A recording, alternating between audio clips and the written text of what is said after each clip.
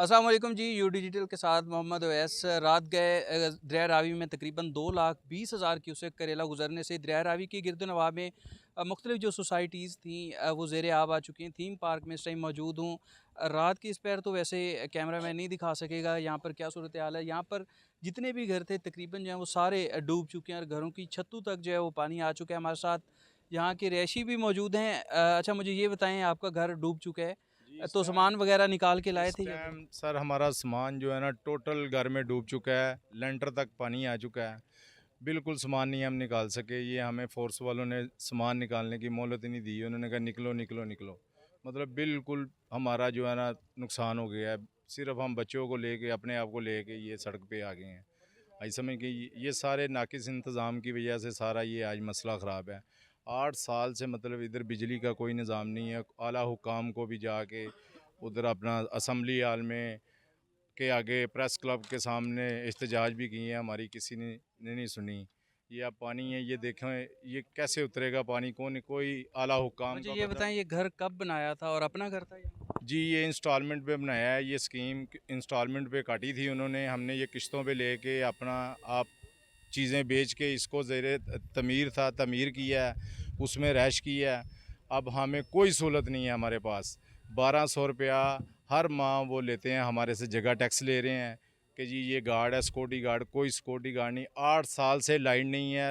Proper solar system पे लोग चल रहे हैं।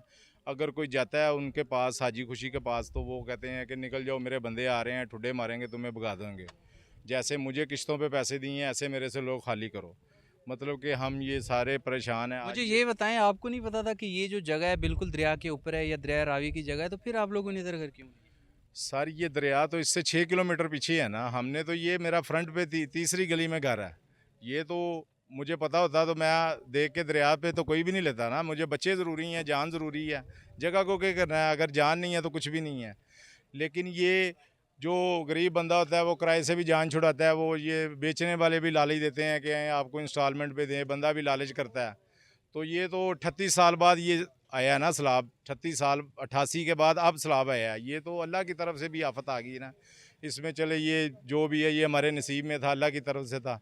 लेकिन ये जो भी है अब वज़ीर आला साहब से अपील है हमारी कि आके ये देखें, हमारा हाल देखें, हमें कुछ दिया जाए, कुछ हमारे रहने के लिए कोई इंतज़ाम किया जाए, कुछ हमारा जो है ना इसका सिस्टम चलाया जाए ताकि हमारी परेशानी दूर। हमारे हम साथ छोटे एक छोटे और बच्चे। शहरी भी मौजूद हैं जो गांव गए हुए थे। जब वापस आए तो इन्हें पता चला कि इनका घर जो है वो मुकम्मल डूब चुका है। घर के अंदर सारा सामान रह गया। एक रिक्शा, लोडर रिक्शा चलाते थे अपनी मेहनत मजदूरी के लिए, वो भी घर के अंदर रह गया है। ये क्या सूरत हाल है, इन्हीं से जानते हैं। मुझे ये बताएं, जब आपको पता लगा कि सैलाब आ गए, आप यहाँ पर आए, तो क्या सूरत हाल दिखे आपको? बस यही परेशानी परेशानी है। बच्चे हैं 5 मेरे, तो कोई समझ से बाहर है बात। अब क्या करें? घर क्या क्या रह गया? घर सारा सामान घर ही पड़ा हुआ है।